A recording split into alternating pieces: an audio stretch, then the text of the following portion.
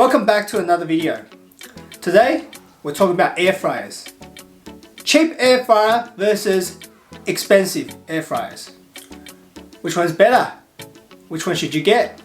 Should you get one at all? Well, let's find out. Let me just start this video by saying, if you don't have an air fryer, go out there, buy one now. It's a game changer. Seriously, it's a game changer. Now, I know that the oven probably does the same thing. There's a lot of YouTube video comparing the oven with the air fryer. But you know what? For the convenience and the speed, I think it's just worth getting an air fryer in the kitchen. Especially now that most restaurants are closed, you know, you can only get takeaway or you can cook something up at home. Today, I'm going to be comparing the Philips XXL, which is probably the top of line air fryer on the market. Retails for about $500. Now, I bought it on sale. I paid about $350. And then on the other end, you get your, you know, generic brand air fryers from Kmart, Target, Amazon, you name it. You can get it for probably less than $100. Today, I'm just doing a quick chips cook-off comparison between the two. I've got the budget brand. It's called Kitchen Chef. I got it about 2-3 years ago, and it does a great job. But there are some faults with it, which prompted me to upgrade to a Philips XXL. So as you can see that the non-stick coating is actually coming off. Now this is on the bottom, but the tray itself, it's starting to show the same sort of thing. I don't want to be eating that crap. I'm cooking chips, I'm cooking chicken, and that gets stuck to my chicken, and I end up eating that.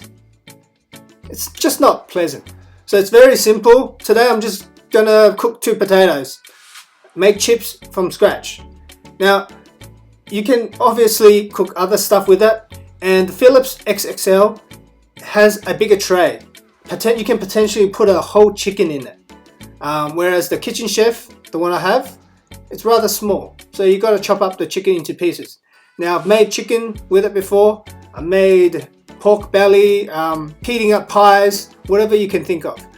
It does a great job, right? But today we're keeping it simple, just chips. Now, here I have the chips cut out.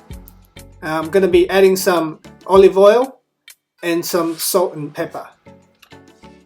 Mix it in, and it's ready for the air fryers.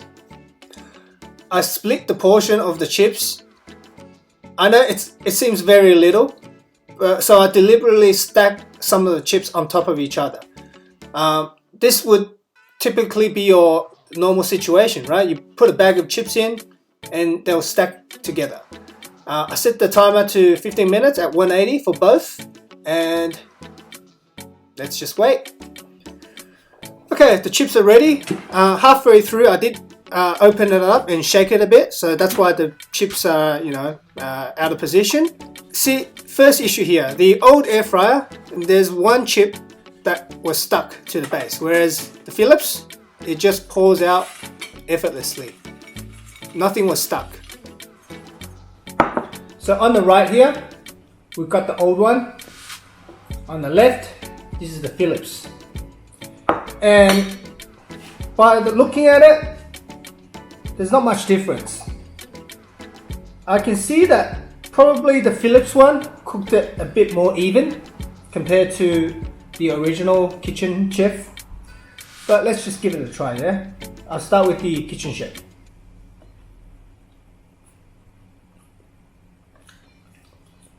As expected, you know, I've been using that for the last 2 years. It is what it is. It does the job. Makes decent chips. Now let's try the Philips.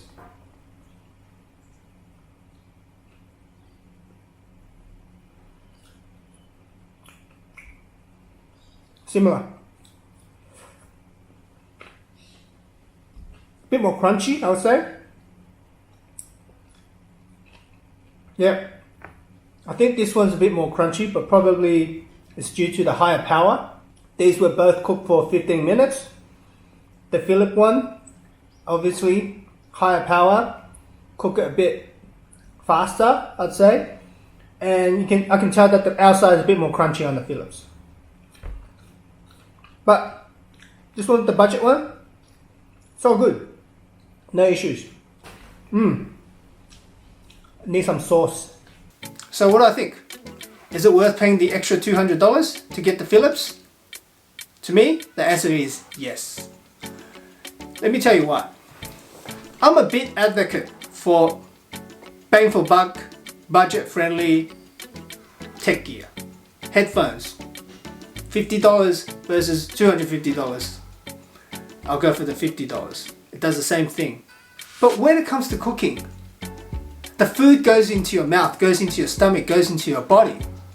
And the fact that the cheaper one, the non-stick coating is starting to wear out, I just don't feel comfortable using that air fryer anymore. And now, it's not specific to that brand. If you do your research, search the different brand, different models out there that are around $100 budget mark. The material, the design of it, they're all similar. You know,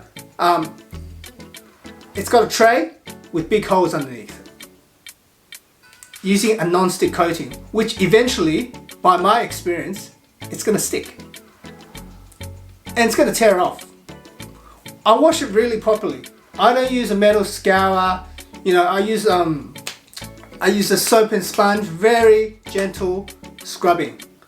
And the damage is not as a result of my scrubbing. And it's because sometimes when I'm cooking the meat gets stuck to the non-stick coating. And when I try to take it out, it would rip out the non-stick coating together with the meat. So you gotta be very, very careful when you're eating the meat to make sure that you're not eating the non-stick coating, because apparently that's very toxic for your body. So to me, it's definitely worth paying that little bit extra for the Philips.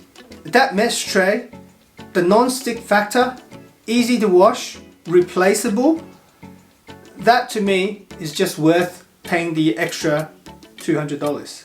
Second point, the fact that it is a bigger air fryer. I can potentially put a whole chicken in it, a rack of ribs even.